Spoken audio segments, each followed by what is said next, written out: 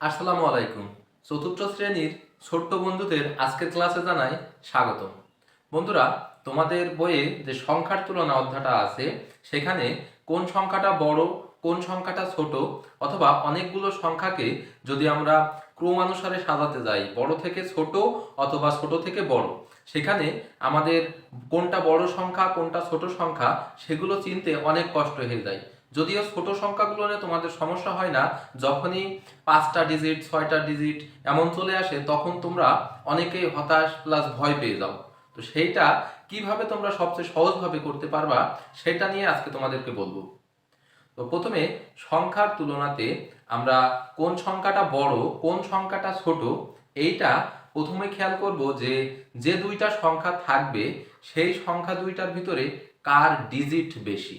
অর্থাৎ এখানে দেখতে পাচ্ছি একটা সংখ্যাতে 1 2 3 4 চারটা ডিজিট আছে, এই সংখ্যায় চারটা ডিজিট আছে। পরের সংখ্যাটায় 1 2 3 4 5, এই সংখ্যাটায় পাঁচটা ডিজিট আছে। তো আমরা যেই সংখ্যাতে ডিজিট সবচেয়ে বেশি পাবো, অর্থাৎ অঙ্ক সবচেয়ে বেশি পাবো, সেই সংখ্যাটা হবে সবচেয়ে বড়। তো এখানে চারটা ডিজিট আছে আর এইখানে আছে পাঁচটা ডিজিট, তাই আমাদের অবশ্যই এই সংখ্যাটা বড় হবে। কিন্তু যদি ডিজিট একই পরিমাণে থাকে তাহলে কি করব?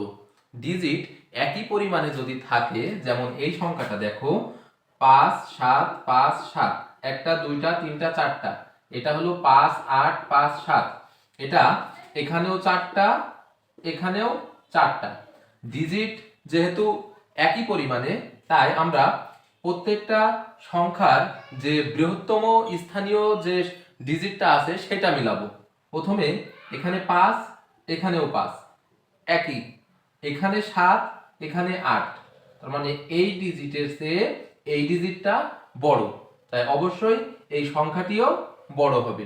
কিন্তু প্রথমটা মিললো না, দ্বিতীয়টা মিললো, প্রথমটা মিললো দ্বিতীয়টা মিললো, তাহলে পরেরগুলো কি করব? যদি প্রথমটাও মিলে যায় দ্বিতীয়টাও মিলে যায়, এই একই ধারাবাহিক ভাবে প্রথমটা মিললে প্রথমটা যাবে, দ্বিতীয়টা মিললে দ্বিতীয়টা যাবে, তৃতীয়টা মিললে তৃতীয়টা যাবে, যতক্ষণ মিলে যাবে সব সময় তার পরেরটা নিতে থাকবো।